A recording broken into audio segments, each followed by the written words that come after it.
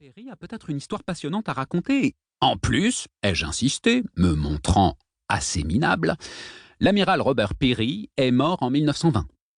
Alors que ce Jacob Perry est encore vivant à Delta. Enfin, tout juste. Tout juste. Tu dis ça à cause de son âge?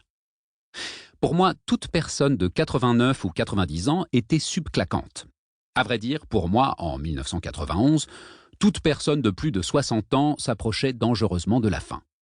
Par souci de transparence, j'admets qu'à l'heure où j'écris cette préface, en 2011, j'ai 63 ans. Pas seulement à cause de son âge, a dit Karen.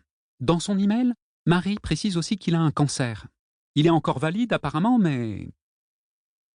Quand Karen était entrée, je réfléchissais vaguement à des idées de livres et tapais des titres possibles sur mon clavier. J'ai éteint l'ordinateur. Marie a vraiment dit qu'il était avec Bird en Antarctique en 1934, ai-je demandé. Oui, vraiment. Je savais bien qu'il t'intéresserait. Ma femme a toujours le triomphe modeste. En plus, ça te ferait du bien de sortir de ton bureau pendant quelques jours. Le trajet devrait prendre 5 ou 6 heures, même en restant sur l'autoroute jusqu'à Grand Junction. Tu pourras passer la nuit chez Guy et Marie à Delta.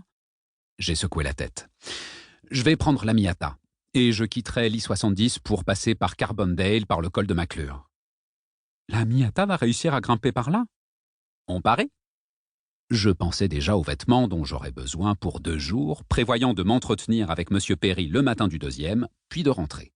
J'avais un petit sac de voyage North Face qui logeait parfaitement dans le coffre exigu de la Miata.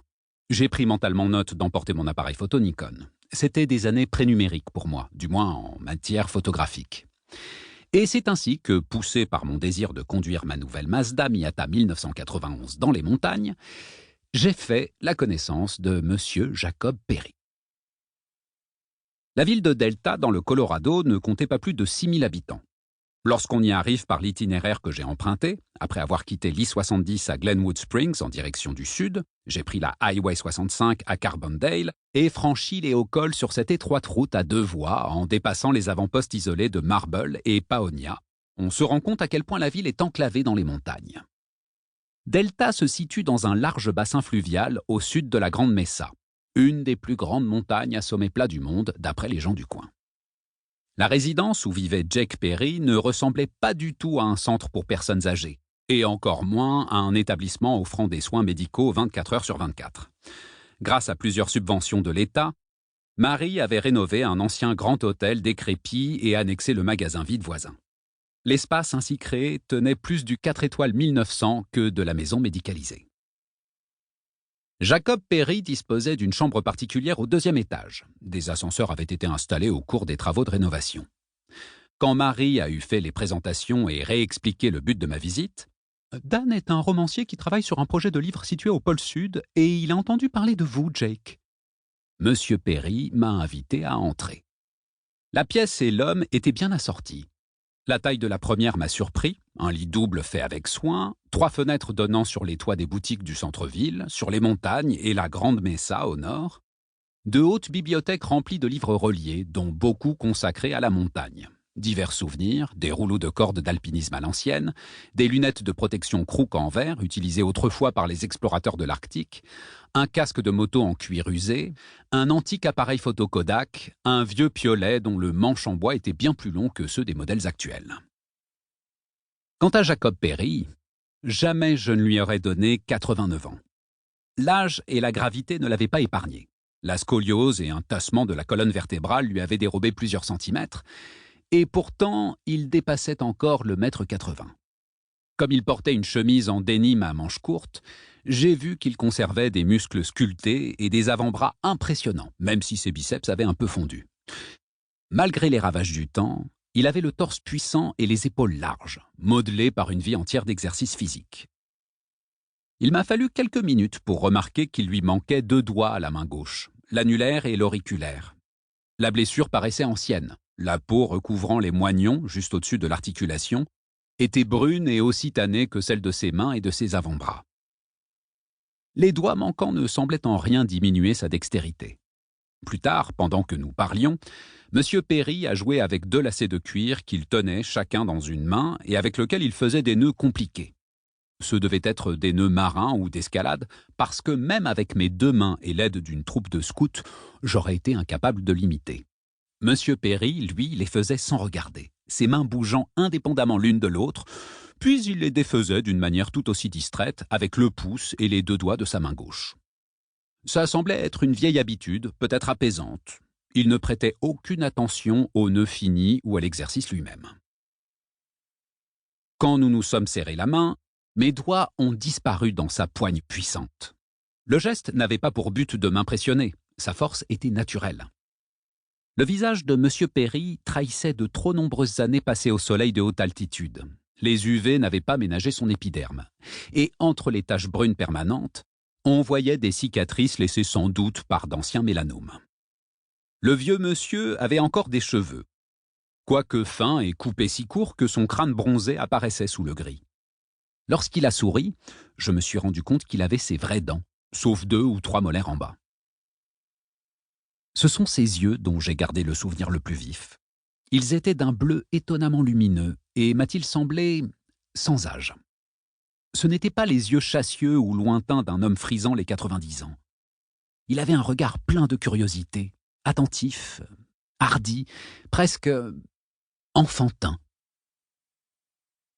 Lorsque je travaille avec des apprentis écrivains de tout âge, je leur déconseille, pour décrire leurs personnages, de les comparer à des stars de cinéma ou des célébrités. C'est paresseux, daté et ça fait cliché. Pourtant, 15 ans plus tard, alors que ma femme et moi regardions Casino Royale, le premier James Bond avec Daniel Craig, je me suis exclamé à voix basse « Là, les mêmes yeux bleus intenses qu'avait M. Perry. En fait, Daniel Craig ressemble beaucoup à mon M. Perry en plus jeune. » Karen m'a jeté un coup d'œil dans la salle de cinéma obscure avant de me faire taire d'un « chut ». Dans la résidence pour personnes âgées de Delta, en 1991, ne sachant trop que dire, j'avais passé un moment à admirer les quelques objets posés sur les étagères et le bureau de Perry. Un long piolet à manche en bois appuyé dans un coin, quelques spécimens de roches en provenance de différents sommets montagneux, comme il me l'a expliqué ensuite, et des photos en noir et blanc devenues sépia avec le temps. Le petit appareil photo, sur l'étagère, un modèle Kodak qu'il fallait déplier pour s'en servir, était très ancien mais pas rouillé, et paraissait bien entretenu. « Il contient une pellicule datant d'un certain temps, » m'a dit M. Perry. « Jamais développée. » J'ai touché le petit appareil et me suis tourné vers le vieil homme. « Vous n'êtes pas curieux de voir ce que donnent vos clichés ?» M. Perry a secoué la tête. « Ce n'est pas moi qui les ai pris. L'appareil ne m'appartient pas. Mais un spécialiste m'a dit qu'on pourrait probablement encore développer la pellicule. Je m'en occuperai un jour. » Il m'a fait signe de m'installer sur une chaise à côté du bureau. 2 méticuleux dessins de plantes, de pierres et d'arbres étaient éparpillés dessus.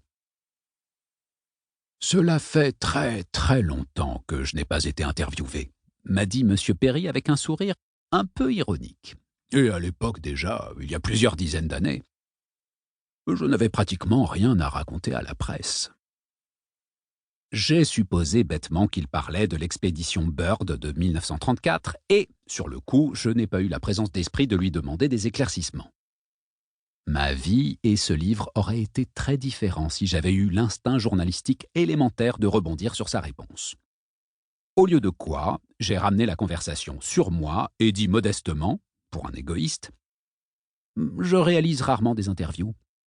La plupart de la documentation pour mes livres, je la trouve dans des bibliothèques, des archives. Vous permettez que je prenne des notes ? » Je vous en prie, a dit M. Perry. Donc, ce qui vous intéresse, c'est uniquement ma participation aux expéditions Byrd dans l'Antarctique entre 1933 et 1935. Je crois. Voyez-vous, j'ai l'idée d'écrire un thriller à suspense situé au pôle Sud. Tout ce que vous pourriez me raconter sur les expéditions là-bas me serait utile. Surtout si ça fait peur. Si ça fait peur, Perry a de nouveau souri. Un thriller. Vous faudrait-il par hasard une entité malfaisante, en plus du froid, de l'obscurité et de l'isolement, qui tenterait d'éliminer vos personnages ? Même si je lui ai rendu son sourire, je me sentais un peu gêné. Les intrigues romanesques paraissent souvent idiotes lorsqu'on les sort de leur contexte narratif. Soyons honnêtes, parfois elles sont idiotes même en contexte. Pour continuer à écouter ce livre audio gratuitement, cliquez sur le lien dans la description et vous pourrez l'écouter en entier sans frais grâce à l'essai de 30 jours d'Audible.